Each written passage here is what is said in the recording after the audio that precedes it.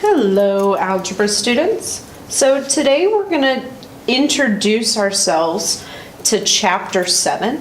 And Chapter 7 deals with solving systems of equations. And that it's going to involve a couple of different methods.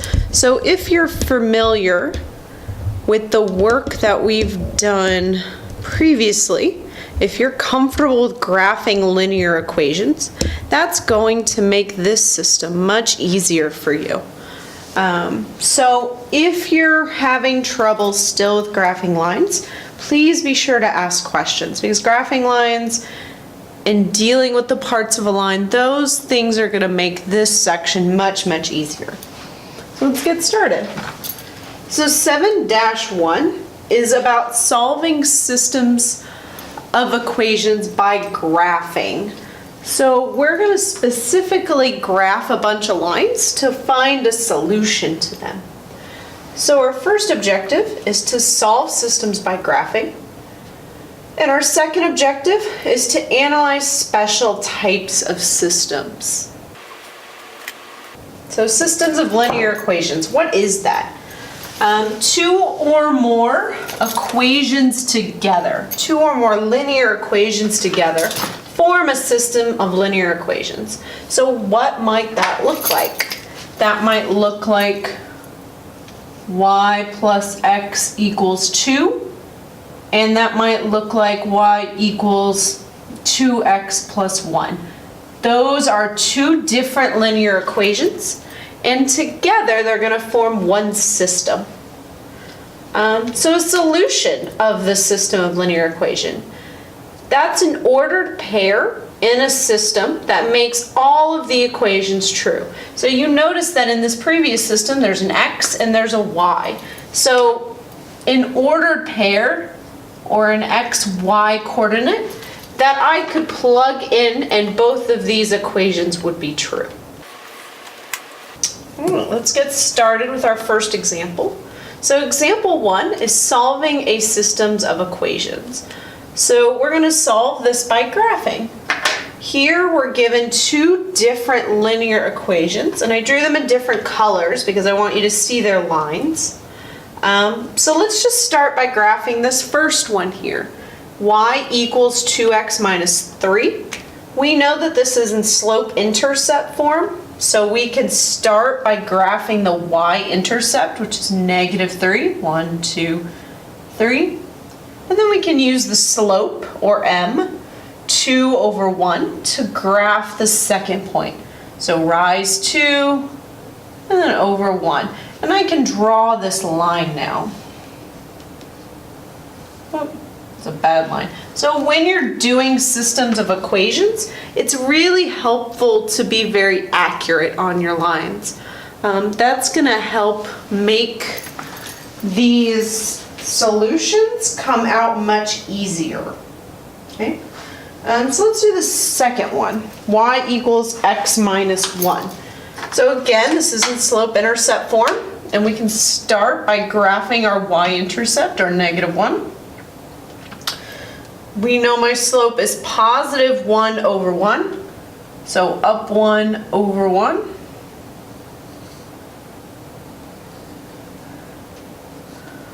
All right, so we have two lines. Their solution is going to be the point that they cross, whatever that coordinate point is, which in this case at 2, 1. My solution is 2, 1. You can see that this goes over 2 and then kind of up 1. If you're doing this on graph paper, it'll be much more exact. But that's going to be your solution. We can check this solution by plugging them into the equation. So let's do that real quick. And let's start with this green equation. So if x is 2 and y is 1, let's plug in 1 for y. 2 times 2 minus 3. And let's see if this equation balances out. 2 times 2 is 4. 4 minus 3 is 1. So 1 equals 1. So that works for this equation. And let's check it for my green equation. Again, this is x and this is y. So 1 equals 2 minus 1. 2 minus 1 is 1, so again 1 equals 1, and this is true. So this point works for both of our systems of equations. Now that we are a little bit more familiar with systems of equations, let's talk about some specific types of solutions that you might see. So in the previous example, we had one specific point that was our solution, but that might not always be the case. Here we're dealing with no solution. And that's a system of linear equations that has no solution when the lines are parallel. So if the lines are never touching, there's not going to be a solution for them. There's a solution when they cross, but in this case there isn't one. The opposite of no solution, which you might encounter, is infinitely many solutions. A system of linear equations has infinitely many solutions when their equations' graphs are the same line. So I kind of tried to draw two lines on top of each other. But essentially when they're the same line, you have infinitely many solutions because any point on that line can be a solution for both systems. Example 2. So systems with no solution. So let's solve this one by graphing. Again, these are in slope-intercept form already, y equals mx plus b. So we can graph both of these. Let's start with our y-intercept. Now it's positive 1, so I'm going to draw a dot on 1. And my slope, or m, is negative 2 over 1. So I know I'm going to go down 2 and over 1 for my next point. Alright, so there's one line. My second line is y equals negative 2x minus 1. So let's start with our y-intercept, negative 1. And again, our slope is negative 2 over 1. So negative down 2, 1, 2, and over 1. So these lines, we can now pretty clearly see that they're parallel. So there's no point at which they cross because they have the same slope. But remember from Unit 6, we learned that parallel lines have the same slope. All right, one more example. I tried to make this video a little bit shorter with less examples than maybe I did the previous few. I hope that when you're doing the homework, if you get stuck, you go back to some of these. All right, so example 3, systems with infinitely many solutions. It looks like I forgot to draw my graph, so let me do that real quick. I know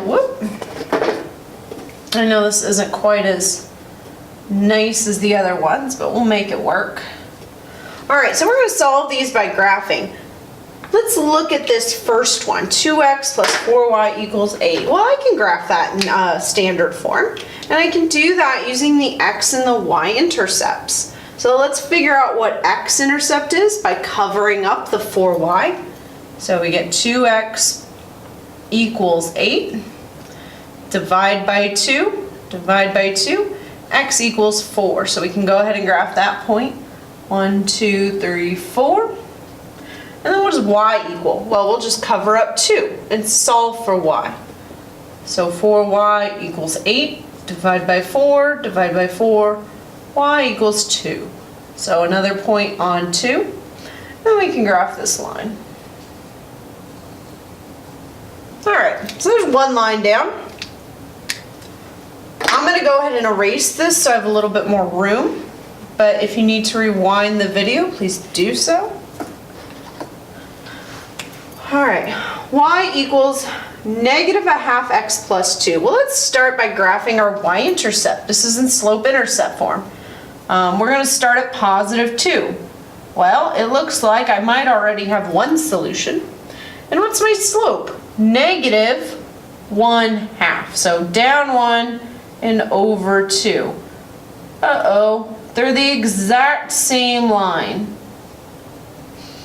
So in this case, because these two lines are exactly the same, we're going to say that they have infinitely many solutions, because I could pick any point on this line, plug it in for x and y, and it would be true for both equations. All right, I hope if you need to rewind this video, go back over it. I hope you do so. If you're still struggling with linear equations, please go back and review them. Remember that you guys can retake your tests. Remember that you need to be working on your portfolios. And if you have any questions, please ask me. Thank you.